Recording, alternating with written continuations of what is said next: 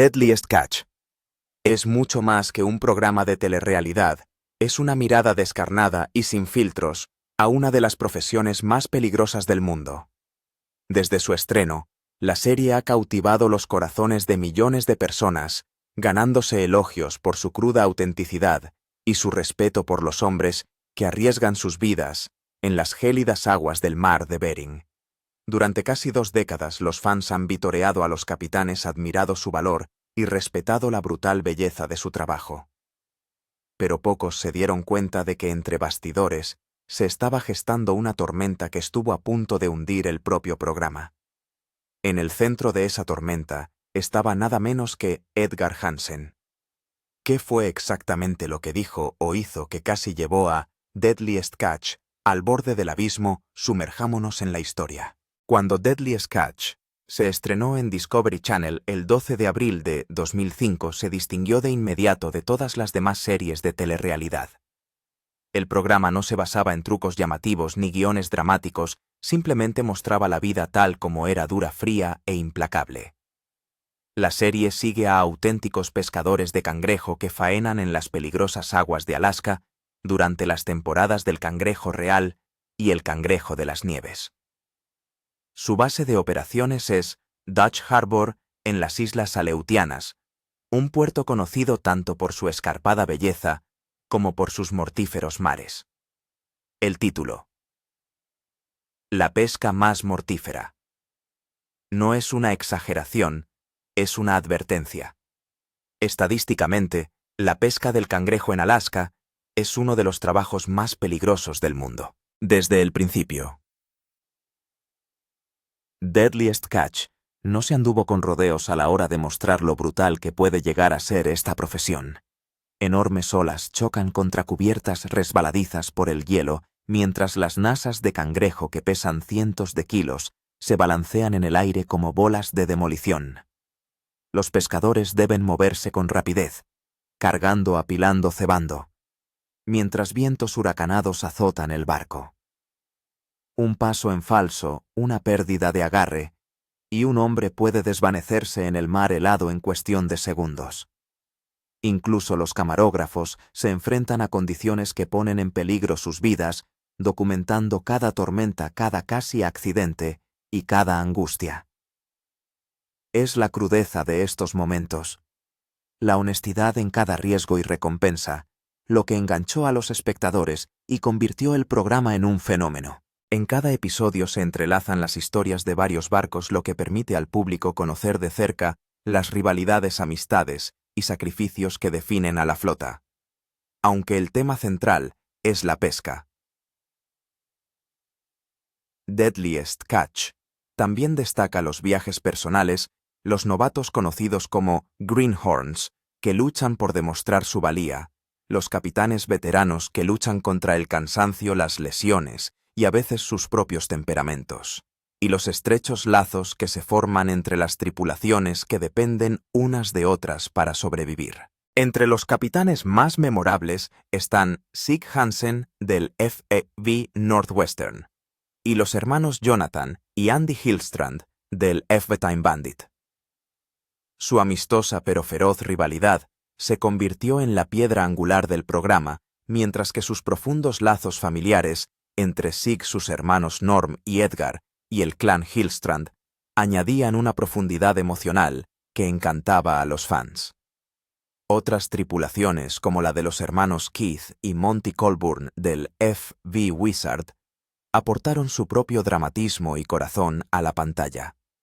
A través de todos ellos, surgió un tema constante: el mar pasa factura, pero los lazos forjados en la lucha duran para siempre. Entre bastidores, la US desempeña un papel vital. Con helicópteros de rescate estacionados en Kodiak y un puesto avanzado en la isla de St. Paul, son la última línea de defensa en caso de desastre. Los espectadores vieron con asombro y desolación cómo los guardacostas arriesgaban sus propias vidas para salvar a los pescadores en tragedias como la pérdida del FV Big Valley en 2005 y del FV Ocean Challenger en 2008. Original Productions, La empresa que está detrás de la serie mantiene incluso un equipo de filmación integrado en los guardacostas para captar estas misiones de rescate a medida que se desarrollan heroísmo de la vida real en su forma más cruda. Otra razón por la que Deadliest Catch se convirtió en un fenómeno cultural es su estilo narrativo. A diferencia de la mayoría de los reality shows, no tiene un presentador delante de la cámara. En su lugar, la narración fluye a través de la voz constante e icónica de Mike Rowe, que enlaza los acontecimientos que se desarrollan en la flota. Su narración da a la serie un aire cinematográfico casi documental que honra la valentía de los pescadores en lugar de sensacionalizar su lucha. Para las audiencias internacionales como en el Reino Unido, Bill Petrie presta su voz para guiar la historia. Desde el punto de vista visual, las características transiciones de la pantalla de radar y los amplios planos del gélido mar de Bering crean un ritmo ininterrumpido entre los barcos y los argumentos. Desde la isla de St. Paul en el norte hasta Dutch Harbor en el sur, Deadliest Catch traza no solo el peligroso viaje de la pesca del cangrejo, sino también el viaje humano que hay debajo. Sin embargo, a pesar de su éxito, siempre ha habido polémica en el horizonte. Y cuando finalmente llegaron los problemas, vinieron de dentro. Edgar Hansen, una de las estrellas de la serie y miembro clave de la familia Hansen, se convirtió en el ojo del huracán que estuvo a punto de desbaratarlo todo. Las consecuencias dejaron a los fans atónitos, a la producción en un brete y al programa con un futuro incierto. El legado de Deadliest Catch ha perdurado contra viento y marea, a través de tormentas, pérdidas y escándalos, porque en el fondo es una historia de supervivencia. Se trata de hombres que se enfrentan a la ira de la naturaleza y a sus propios demonios unidos por el mar, que los pone a prueba y los define.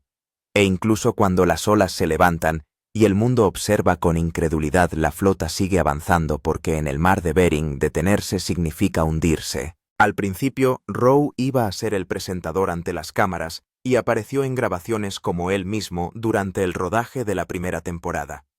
Sorprendentemente, hacia el final del rodaje de la primera temporada, Rowe dejó de ser el presentador ante las cámaras.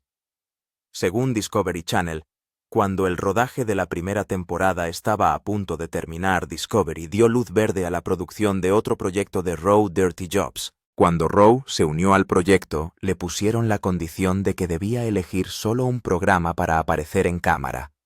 Rowe no tuvo más remedio que dejar Deadliest Catch. La mayor parte del material que rodó durante la primera temporada pasó a formar parte del episodio Entre bastidores de la primera temporada. Tras la tercera temporada de Deadliest Catch, Rowe empezó a presentar una miniserie tras la temporada titulada After the Catch. After the Catch resultó ser una gran idea, a la gente le encantó. En la serie, el programa organiza una mesa redonda en la que los capitanes cuentan sus experiencias durante el rodaje de los episodios de la temporada anterior. Además, como Deadliest Catch es esencialmente un registro filmado de la vida cotidiana, en un entorno laboral estresante, los productores tienen que censurar gestos y lenguaje considerados inapropiados para el público televisivo. Era una de las cosas con las que luchaban entre bastidores. Por ejemplo, bajo el US Deadliest Catch, está clasificada como TV-14 y el lenguaje inapropiado es uno de sus principales problemas. Estuvieron a punto de perder el programa por este motivo, lo que impulsó a los productores a centrarse más en el contenido. Para disimular visualmente gestos más sutiles, heridas sangrientas o el anonimato de los miembros del equipo, los productores recurrieron a la tradicional pixelización o desenfoque. Esto ayudó a trabajar los gestos. Sin embargo, debido al volumen de blasfemias utilizadas en el transcurso de las conversaciones de los miembros del equipo, los productores emplean ocasionalmente métodos alternativos para censurar las blasfemias, como el uso de efectos de sonido en lugar del tradicional pitido. Uno de los factores que contribuyeron al éxito del reality fue la canción utilizada. Después de la primera temporada, los episodios originales del programa utilizaron la canción de Bon Jovi Wanted Dead or Alive como tema principal. Más allá de sus expectativas, la canción consiguió que la serie recibiera más atención. Desgraciadamente, eso se truncó cuando el tema acabó truncándose, y tras la temporada 11 su uso fue sustituido por completo. En el programa, los productores pudieron explorar la pesca comercial y en qué consistía. Deadliest Catch era algo más que un reality show para entretener a la gente. La serie era educativa, lo que le granjeó más espectadores. En Estados Unidos, la pesca comercial se consideraba uno de los trabajos más peligrosos. Para que la gente sea consciente de ello, la Oficina de Estadísticas Laborales clasificó la pesca comercial como la ocupación laboral con la tasa de mortalidad más alta, con 141,7 por cada 100.000. Esta cifra era casi un 75% superior a la tasa de mortalidad de pilotos ingenieros de vuelo y leñadores. Hicieron esto en 2006. Aunque la pesca comercial se consideraba un trabajo peligroso, la pesca del cangrejo real de Alaska se consideraba un trabajo más peligroso debido a las condiciones del mar de Bering durante las temporadas en las que se pesca el cangrejo. Esto significaba muchos desafíos. Según el episodio piloto de Deadliest Catch, la tasa de mortalidad durante las principales temporadas de pesca del cangrejo es de una media de casi un pescador por semana. Así de peligroso era. También revelaron la tasa de lesiones de las tripulaciones de la mayoría de los barcos cangrejeros. Era de casi el 100% debido a las duras condiciones meteorológicas y al peligro de trabajar con maquinaria pesada en una cubierta de barco en constante movimiento. En 2005, la pesca del cangrejo real en Alaska registró más de 300 muertes por cada 100.000 ejemplares, de las cuales más del 80% se debieron a ahogamiento o hipotermia. La primera temporada de la serie se rodó durante el último año de la pesca del cangrejo real al estilo derby. Si la serie quería que la gente conociera los peligros de la pesca, lo consiguió. Se publicaron más temporadas y, según los informes, las siguientes se han fijado tras un cambio en el sistema de cuotas como parte de un proceso conocido como racionalización. Con el antiguo estilo de derby, un gran número de tripulaciones competían entre sí para capturar cangrejos durante un periodo de tiempo restrictivo. Además, con el nuevo sistema de cuotas individuales de pesca. Los armadores establecidos como los que aparecen en la serie recibieron cuotas que pueden rellenar a un ritmo más relajado. En teoría, se pretende que sea más seguro, y esta fue la principal justificación del cambio de las normas de pesca. Además, se esperaba que la transición al sistema de cuotas aumentara el valor del cangrejo al limitar el mercado para el cangrejo disponible. La afluencia de cangrejo extranjero anuló algunas de las ganancias de la temporada de 2006. Los registros revelan que el proceso de racionalización había dejado sin trabajo a muchas tripulaciones porque los propietarios de muchos barcos pequeños se encontraron con que las cuotas que se les habían asignado eran demasiado pequeñas para hacer frente a los gastos de explotación. Además, durante la primera temporada realizada bajo el sistema IFQ, la flota se redujo de más de 250 barcos a unos 80 y 9 barcos más grandes con cuotas elevadas.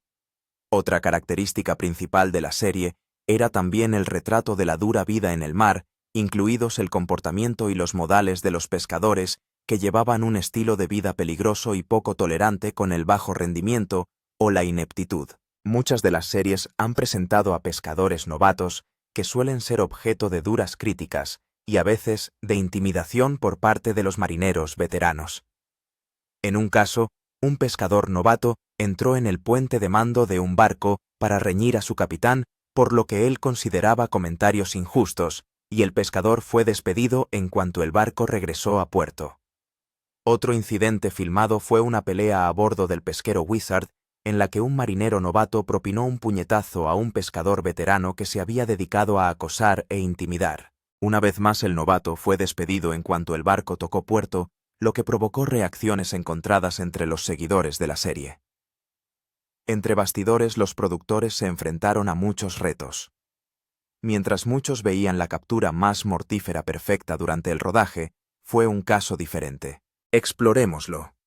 Entre bastidores, el rodaje de episodios de Deadliest Catch era una ocupación peligrosa para los equipos de cámara a bordo de los barcos. En las primeras temporadas, cuando muchos de los camarógrafos tenían poca o ninguna experiencia en barcos cangrejeros, a menudo se encontraban con peligros que normalmente no se encuentran al rodar un documental. Sig Hansen, capitán de F-Over-V Northwestern, contó al presentador Jimmy Kimmel que salvó la vida de un cámara durante la primera temporada. Ese día Sig contó que tuvo que gritar al cámara para que se apartara unos segundos antes de que una olla para cangrejos de 900 libras colgada de una grúa cruzara el espacio en el que se encontraba el cámara. En otro incidente mostrado en el especial Entre bastidores, a un cámara desatento se le cayó una pierna por una escotilla abierta en la cubierta de uno de los barcos. Esto ocurrió cuando, sin darse cuenta, se metió en el agujero sufriendo 3 costillas rotas y, según el cámara, teniendo que comprar una caja de cerveza para toda la tripulación, como es tradición en los barcos cangrejeros. Otro problema surgió en el programa cuando una pelea entre 2 hermanos estuvo a punto de llegar a las manos. Fue un momento dramático. Veamos qué ocurrió. Las interacciones entre el equipo de rodaje y los pescadores aparecen en la serie ocasionalmente. Durante un episodio de la 4ª temporada, el capitán de los magos, Keith Colburn, exigió que se apagaran todas las cámaras cuando se enzarzó en una acalorada discusión con su hermano Monty. Las cámaras estaban apagadas, pero sin que ellos lo supieran, sus micrófonos inalámbricos seguían encendidos, por lo que la gente podía oírles con claridad. Todo el mundo oyó sus conversaciones, y el intercambio posterior se grabó y apareció en el episodio. También en la 4ª temporada F-Over-V Cornelia Marie, el capitán Phil Harris sufrió una dolorosa lesión. Sin embargo, le dijo al cámara que le grababa que no contara a nadie más sus lesiones. Temía que eso le impidiera pescar. Más tarde, Murray Gambred, miembro de la tripulación y capitán en funciones, se enteró. Preocupado por la salud de Phil, pidió a un cámara que le vigilara y le informara de cualquier problema. Estas fueron algunas de las cosas que ocurrieron entre bastidores. Durante la 5ª temporada del programa, se pidió a los camarógrafos del Northwestern que no filmaran al miembro del equipo Jake Anderson al ser informado del fallecimiento de su hermana, lo que los camarógrafos cumplieron. Más tarde, el 28 de septiembre de 2010 se informó de que 3 de los principales capitanes de la serie, los hermanos Andy Jonathan Hillstrand y Sig Hansen, no volverían a la serie debido a un litigio iniciado por Discovery Communications en el que estaban implicados los Hillstrand. Tras muchas deliberaciones, se llegó a una conclusión. El 8 de octubre de 2010 se anunció que los 3 capitanes habían llegado a un acuerdo con Discovery y regresarían para la 7ª temporada. Mientras lo celebraban, sobrevino la tragedia. Durante el rodaje del programa, perdieron a uno de los miembros del equipo, que fue una pérdida trágica. El 29 de enero de 2010, mientras los equipos de producción rodaban imágenes de la 6ª temporada del F-Over-V Cornelia Marie descargando cangrejos, Sea Pelio en la isla de St. Paul, el capitán Phil Harris, que antes se había quejado de cansancio excesivo, fue a su camarote a buscar analgésicos y se desmayó tras sufrir un ataque. Tras el colapso, permaneció allí mucho tiempo. Afortunadamente, Steve Ward, ingeniero de 2º año, lo descubrió en el suelo de su camarote. Cuando Steve lo vio, aún estaba consciente, pero no podía mover la pierna izquierda ni la mano izquierda. Ward llamó inmediatamente a los hijos de Phil, Josh y Jake, para que fueran a su camarote mientras él llamaba a los paramédicos. Según Tom Bierce, productor y creador de Deadliest Catch, Phil insistió en que los cámaras siguieran filmándole. En una entrevista, dijo a la escritora de Subdoite: "Con Kate O'Hare, queremos recordar a Phil como era. Queremos recordar toda la dinámica, pero al mismo tiempo, el tipo fue persistente cuando estábamos haciendo esto, diciendo, amigo, tienes que hacerlo. Tenemos que tener un final para la historia sobre la fuerza y la resistencia de los lazos familiares, especialmente el vínculo padre o hijo. Si quieres filmar esto, filma esto". Durante la entrevista, Bierce también compartió que cumplió los deseos de Phil y continuó filmando mientras Harris era trasladado por aire a Anchorage, Alaska. Fue allí donde los médicos le practicaron una cirugía cerebral de urgencia para aliviar la presión acumulada en la bóveda craneal y evitar mayores daños cerebrales. Phil pasó 11 días en la UCI antes de sucumbir a las complicaciones de su derrame cerebral el 9 de febrero de 2010. El fallecimiento de Phil conmocionó a todos en el plató, y fue difícil para ellos aceptar que su querido Phil se había ido para siempre. Durante su funeral, la banda Soul Rebels interpretó un funeral de jazz al estilo de Nueva Orleans en After the Catch. Aparte de estos momentos dolorosos, la producción también fue bastante agitada. Desde Discovery Channel se informó de que el especial entre bastidores permitía conocer cómo se producía el programa. Un equipo de televisión de 2 personas vive en cada barco perfilado y tuvieron que gastar una enorme cantidad de dinero en las cámaras. Utilizaron cámaras HDB Sony HBR-Z5U y HBR-Z7U de mano para rodar la mayor parte de la serie. Una se rodó en la cubierta principal y la otra en el puente de mando. Además, se utilizaron 4 cámaras fijas montadas permanentemente alrededor del barco y que graban constantemente. Para conseguir tomas desde puntos situados fuera del barco, los productores tuvieron que utilizar un helicóptero para filmar cerca del puerto y un cámara en un barco de persecución. Esto ocurrió en la primera temporada cuando el principal barco de persecución era el F-Over V-Time Bandit. El equipo también utilizó cámaras submarinas como una fijada a una olla cangrejera para ver cómo la recuperaban en la segunda temporada y otra montada en una moto acuática sumergible a partir de la tercera temporada. Además, el rodaje del especial Detrás del objetivo de la 9ª temporada muestra otros 2 métodos de filmación como buceadores cerca de los barcos. Permanecieron en el fondo de Dutch Harbor para la salida de la King Crab Fleet. El segundo método utilizado fue traer un helicóptero con una cámara de torreta montada en el vientre para filmar la escena. Era el mismo que se utilizó para filmar escenas en Skyfall. El audio se grabó con micrófonos inalámbricos que llevaban los pescadores y micrófonos de cañón acoplados a las cámaras. Debido a la falta de espacio en los barcos, las tripulaciones no disponen de un mezclador de audio a bordo. En la postproducción de audio, el equipo de sonido intenta utilizar los sonidos reales que se grabaron en los barcos. Aunque el equipo estaba cuidadosamente impermeabilizado, las cámaras sufrían daños rutinarios a causa de la corrosión, el hielo y los accidentes. El capitán Sig Hansen del F-Over V Northwestern ejerce de asesor técnico de los productores de la serie Edgar Hansen y sus problemas. Cuando Edgar Hansen se incorporó a la serie, surgieron diversas especulaciones sobre él. Algunos creían que no tramaba nada bueno y que su presencia en el programa traería problemas. Sorprendentemente, sus especulaciones resultaron ser ciertas, ya que Edgar se metió en un buen lío. Cuando aún estaba en Deadliest Catch, Edgar fue detenido por la policía por mantener relaciones sexuales a la fuerza con una adolescente. Fue un gran lío. Nadie lo creyó al principio. Muchos pensaron que le habían tendido una trampa, pero se decepcionaron cuando Edgar se declaró culpable del delito. Sin embargo, en lugar de llegar a un acuerdo con la Fiscalía del Condado de Snohomish, no se le impuso ninguna pena de cárcel. Cuando se formuló la acusación contra él, se iniciaron las investigaciones, y tras ser declarado culpable, fue llevado ante el tribunal.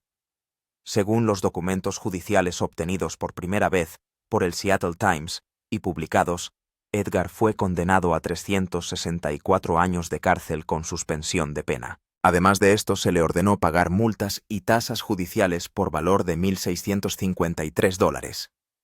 También se le comunicó que debía someterse a una evaluación y tratamiento de desviaciones sexuales. Todo esto ocurrió para comprobarlo. Cuando el pueblo se enteró de sus crímenes, se puso furioso. Y Deadliest Catch casi se ve afectado por todo. Los espectadores de Deadliest Catch conocían a Edgar como el jefe de cubierta del Northwestern. Fue él quien navegó por el mar de Bering en un barco cangrejero con base en Seattle. Lo hizo felizmente con Sig Hansen. Tanto él como Sig Hansen se habían hecho muy conocidos con sus papeles en la longeva serie de Discovery Channel. A lo largo de las temporadas, Edgar Hansen aparecía con menos frecuencia que Sig Hansen, el capitán del programa. Con esta gran fama, enterarse del crimen de Edgar destrozó muchos corazones. Sus fans se enfadaron con él. Las cosas se empeoraron aún más para él cuando su víctima habló del trauma por el que había pasado. Según una declaración jurada de causa probable presentada ante el Tribunal de Distrito del Condado de Snohomish, La víctima de Edgar, una joven de 16 años, identificada como Jane Doe, contó a su terapeuta que el incidente la había afectado mentalmente. Además, compartió con dolor cómo Edgar perpetró el mal el 30 de septiembre de dicho año. Añadió que ocurrió en una casa de Mount Lake Terrace, Washington. Más tarde, Edgar admitió su delito. Compartió que intencionalmente besó y tocó a la víctima sin su permiso. Cuando Edgar admitió esto, se vio su remordimiento, y esto calmó un poco a la turba enfurecida. Según el Seattle Times, Edgar dijo en una declaración manuscrita: después de todos los comentarios, el Hollywood Reporter se puso en contacto con el Discovery Channel para hacer comentarios, pero no obtuvieron ninguno de ellos. Poco a poco el incidente se fue desvaneciendo y la gente lo olvidó. Exploremos la participación de Edgar en el programa. En Deadliest Catch, el apellido Hansen era uno de los más conocidos. Según los registros, la familia Hansen ha pasado por el aro a lo largo de las 20 temporadas del programa. Desde el principio del programa, Sig Hansen, hermano de Edgar, había sido uno de los rostros destacados del programa. Con la influencia de Sig, fue fácil que otros miembros de la familia Hansen se hicieran conocidos. En una entrevista con el Herald Tribune, en 2013, Edgar Hansen compartió datos interesantes sobre su familia. Reveló que su padre llevaba pescando desde la década de 1940, tras emigrar de Noruega. Según él, su padre ahorró para comprar Northwestern en 1977. Esta era una de las razones por las que Northwestern significaba mucho para la familia Hansen. Se obtuvo gracias al trabajo de su padre. El Northwestern resultó ser útil ya que el argumento de Deadliest Catch giraba en torno a la continuidad del nombre de la familia Hansen en el Northwestern. Entre su sobrina Mandy Hansen y sus hermanos Edgar y Norman Hansen, Deadliest Catch iba a ver quién se hacía cargo del negocio familiar. Todos pensaban que Sig Hansen se haría cargo hasta que Edgar se unió al programa. Con su entrada en el programa, la posición e influencia de Sig se vieron amenazadas. Se le consideraba un personaje fuerte y una incorporación a la serie. Sin embargo, antes de incorporarse a la serie, Edgar había sido miembro de la tripulación del Northwestern durante casi 3 décadas. Le gusta pescar y es aficionado a las regatas. Casi toda su vida ha estado en el mar. Comparado con el enigmático Sig, Edgar era un poco más reservado y tranquilo, aunque con un ingenio rápido y un humor seco. Esto permitió un gran equilibrio y diversidad de personalidades en el barco. A lo largo de las 14 primeras temporadas, no hubo dudas sobre si Edgar continuaría o no en la serie. En este punto se había convertido en una parte importante de la historia de la serie. Fue entonces cuando empezaron a correr rumores de que asumiría el cargo de jefe de Northwestern. Inesperadamente, Edgar desapareció del programa. Con su desaparición, el manto pasó a manos de su sobrina Mandy Hansen. Todo el mundo sabía que Edgar era el hombre perfecto para el trabajo, pero su desaparición dio la oportunidad a Mandy. Aunque al principio muchos se opusieron a esta decisión, más tarde le encontraron sentido debido a una acción que realizó fuera del programa. Todos decidieron dejar que Mandy manejara las responsabilidades. Durante su estancia en el programa, Edgar vivió muchas experiencias tanto dulces como dolorosas. En una entrevista, Edgar contó que antes de unirse al programa había pasado tiempo en la estación y tenía un montón de grandes historias que deseaba compartir con todo el mundo. Una de las anécdotas que contó fue que mientras cortaba su propio cebo, acabó abriéndose el brazo en el mar. El dolor fue tal que se cortó los tendones hasta llegar al hueso. Sin embargo, fue un momento doloroso para él. Cuando compartió la historia, se rió a carcajadas como si fuera una insignia de honor. Mientras Edgar se reía de todo el incidente, a su hermano no le hacía ninguna gracia. Según Sig, ver a su hermano sufriendo no era divertido. Sobre todo, tuvo que perder tiempo de pesca para llevar a su hermano al pueblo a que le pusieran un parche. Cuando su hermano compartió esto, Edgar admitió que fue entonces cuando supo que para Sig el barco era una prioridad. Esto afectó muchas veces a su relación. Según Edgar, a menudo se encontraba intercambiando palabras con sus hermanos, especialmente con Sig. Durante la temporada 9 se vio a Edgar sentado en la silla del capitán fumando un cigarrillo y entró Sig. Cuando entró, reprendió a Edgar por las etiquetas de los cangrejos azules. Su relación era tan mala que Sig aprovechaba cualquier ocasión para insultar a Edgar. Otra oportunidad llegó cuando Edgar se puso furioso después de discutir cuánta cuota tenían. En lugar de escuchar a Sig, Edgar quería dirigir el barco hacia el Cangrejo Azul. Esto provocó una pelea entre los hermanos, y Sig volvió a menospreciarle. Su pequeño intercambio se convirtió en golpes personales y sus emociones se desbocaron. Las cosas se pusieron intensas cuando Sig metió la sobriedad de Edgar en la conversación. Sacó a relucir muchos incidentes del pasado recordándole a Edgar que el barco era lo primero antes que la familia. Aunque mucha gente creía que Edgar era el único huevo malo del programa, es una gran mentira. Entre bastidores, Deadliest Catch ha tenido que lidiar con muchas polémicas y escándalos a lo largo de los años. Entre pleitos, detenciones y demás, las acciones fuera de cámara habían complicado el desarrollo del programa. Tenían que limpiar un montón de desorden todos los días. En 2010, Matthew Schneider fue uno de los 18 detenidos en una redada antidroga. Ese día se vio atrapado en una gigantesca operación encubierta lanzada por la policía de Alaska.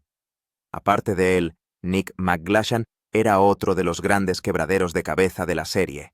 Era el joven miembro del equipo que se apasionaba por su trabajo, pero que más tarde sucumbió al consumo de sustancias. Cuando le pillaron, perdió también su trabajo. Dolorosamente, 3 años después, Nick falleció por una sobredosis de sustancias. Del mismo modo, el capitán del pesquero Maverick Blake Painter fue hallado muerto en 2018 tras una aparente sobredosis de sustancias. Según los informes, Painter apareció únicamente durante las 2 primeras temporadas del programa. En 2011, Justin Tennyson, marinero de cubierta de F/V Time, falleció en su habitación de hotel. Después de ver esto, ¿qué opinas del programa? ¿Crees que el castigo de Edgar Hansen fue demasiado indulgente? ¿Qué opinas de la relación entre Sig y Edgar Hansen? Deja tu opinión en los comentarios. Si te ha gustado este vídeo, dale a me gusta, compártelo y suscríbete a este canal. Antes de irte, mira los otros vídeos que aparecen en tu pantalla.